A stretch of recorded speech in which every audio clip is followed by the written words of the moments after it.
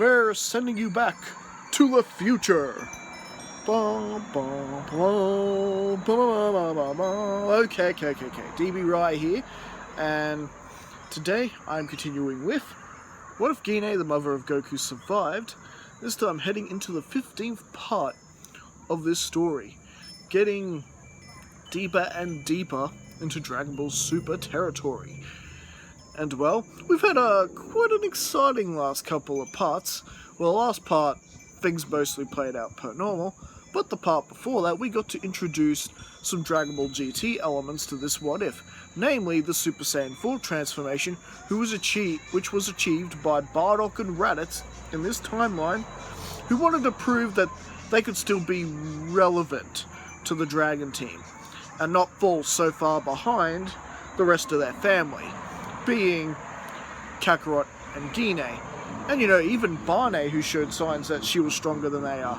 Barney, the official mascot of this channel, and also the third Saiyan child from this what if story.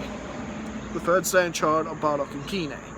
So, with that, and with the tournament of the Destroyer Brothers concluded, pretty much very similar to what it was in the original story, except Monaco didn't even have to step in the ring at all. Pretty much the only difference. Well, we are now taken to the future world of Future Trunks, Future Raj, and Future Barney, who are all on the run from a mysterious assailant. Someone who has managed to so far decimate the entire planet. And after all the things that these future warriors had done to try and protect it, essentially, we've got Future Trunks, who's running around with the fuel source to the time machine, much like he is with the original. And we've got also a Future Ranch who we added to the timeline many parts back. By popular demand, you guys wanted this, even though I didn't, really. Anyways, you got it anyway. And of course, we've got Future Barney as well. And, well, with them managing to give the assailant the slip, at least for the time being, and with Bulma's unfortunate death, unfortunately still happens like it does in the original, the trio then essentially meet up with Future Mai I should say, who basically assists them in, getting the Capsule Corp to use the time machine and basically get help, get reinforcements, because they are going to need all the help they can get to stop this menace.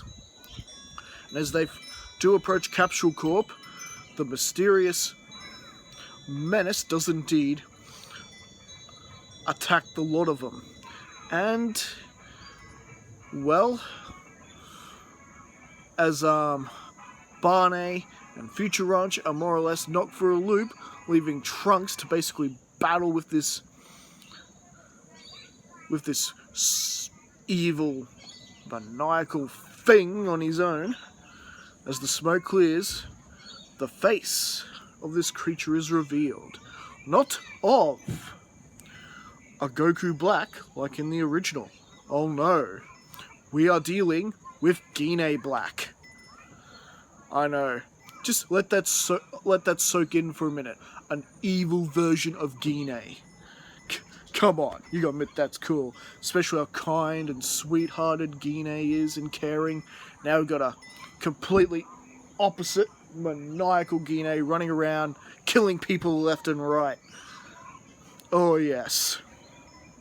And with 3 future warriors, they do manage to keep Gine Black busy from time to time, and manage to prevent her from causing as much damage as the original Goku Black does, you know, with him having to deal with one formidable fighter in future Trunks in the original.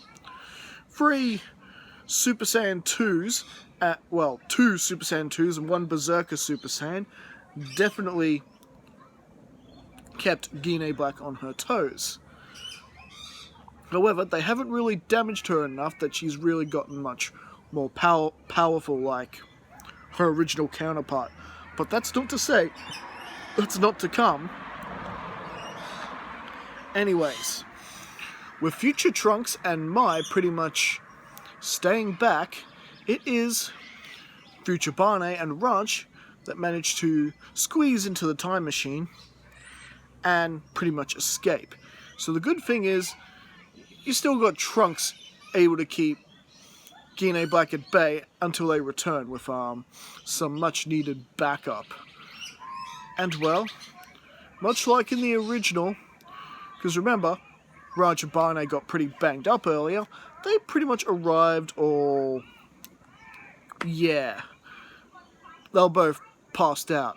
As they came to, the first thing they saw was our Gine from our timeline, and they immediately pretty much proceed to attack her when she basically had to fight them off until they came to their senses that this was not Gine Black. And so with that, they fill them in that there's someone running around who looks just like Gine that's terrorizing their future world and basically attacking and killing everybody. Bardock especially shocked by this. You know, your mother would never do anything like that. She gave up that kind of life years ago. I don't understand.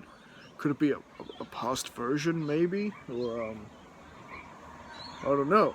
And of course, no one knows the mystery concerning this.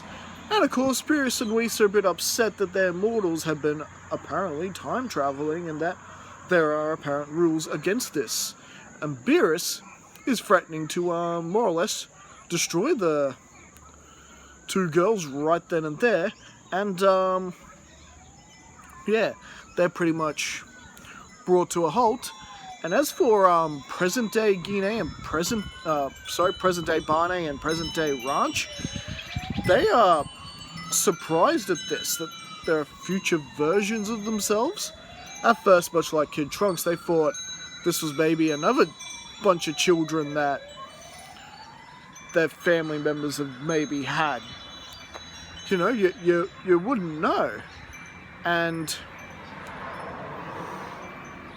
well, it's got some pretty interesting dialogue with present her interacting with their present selves interacting with their future selves, which is pretty interesting.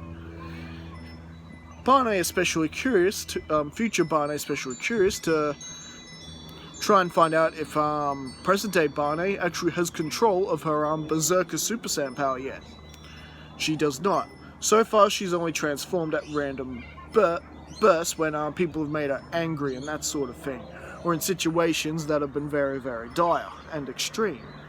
So you've got future Barne trying to teach the present one how to transform into it by herself and start teaching her the steps into controlling it, which is surprisingly going well. I think the whole paradigm of you know, your future self's done it before, so somehow it'd be easier for you to do it as well because she is you, that sort of theory, yeah, coming into play there. And Barney's finally able to transform into a Berserker Super Saiyan a bit more willingly. Mind you, if she puts too much power into it, she can go a bit out of control. But luckily, you know, you got her parents there to basically ring her in. And, well, with everyone being filled in on the situation, and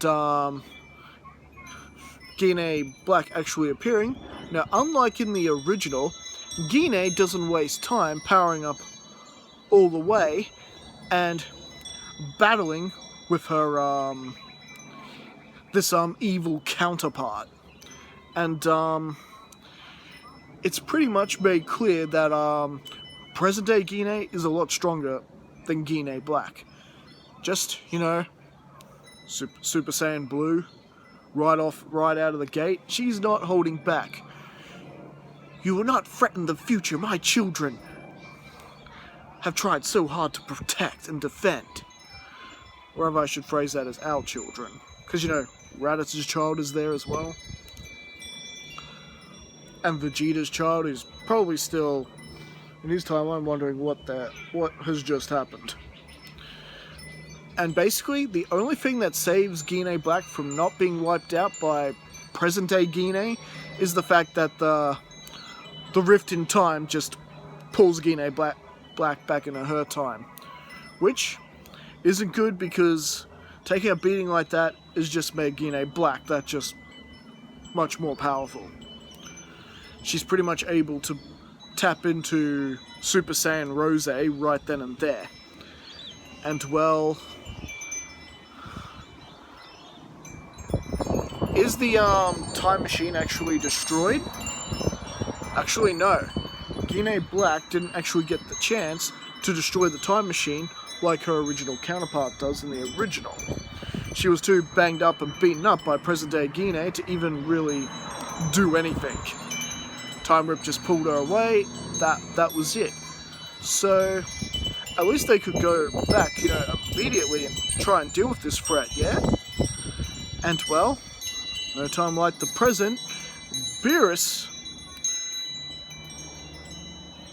not happy about this whatsoever, but after realizing noticing the time ring on Gine Black and the sort of familiar energy they were beginning to sense, they realized, yes, they have to intervene and put a stop to this.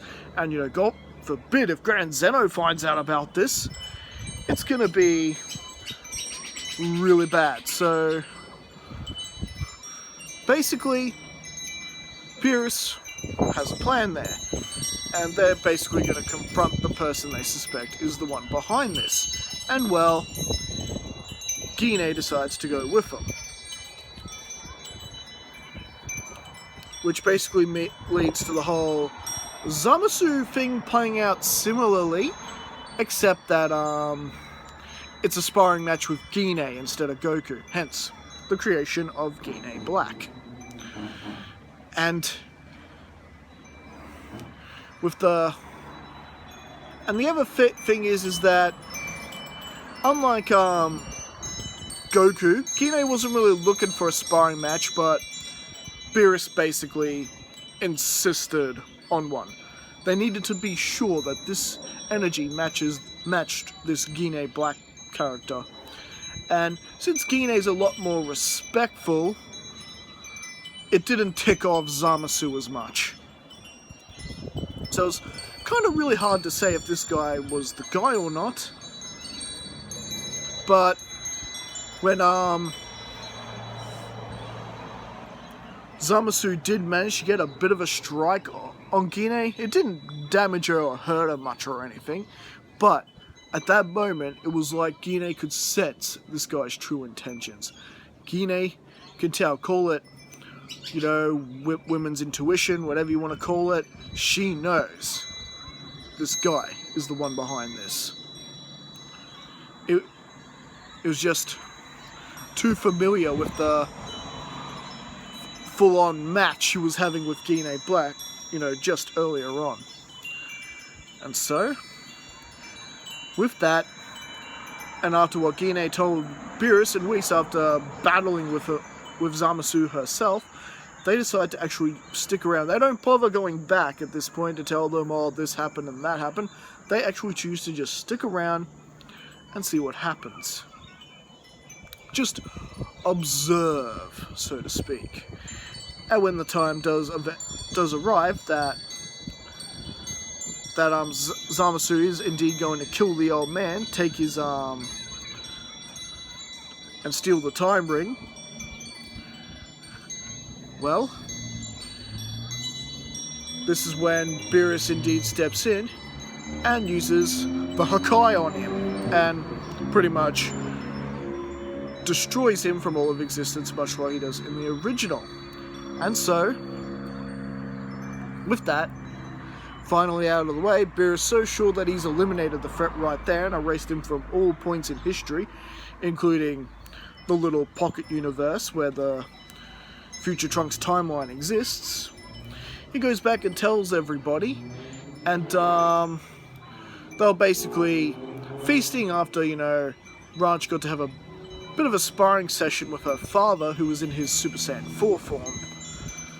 And well, she really was keen to learn on how to do this herself, so basically Raditz filled her in on how to basically do that.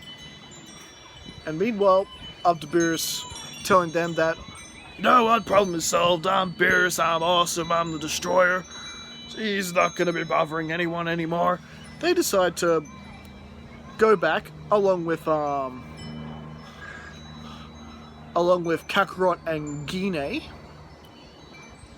Kakarot, Gine, Barney and Ranch decide to take a trip back to see if everything was settled. And well, as you can imagine, it was not. And I think that's where we're going to leave things for right now. So what did you guys think? Did you enjoy this story? You know, how things gonna differ with Gine and Kakarot being there rather than Kakarot and Vegeta from the original, and plus you got a whole pool of other Super Saiyans ready to go.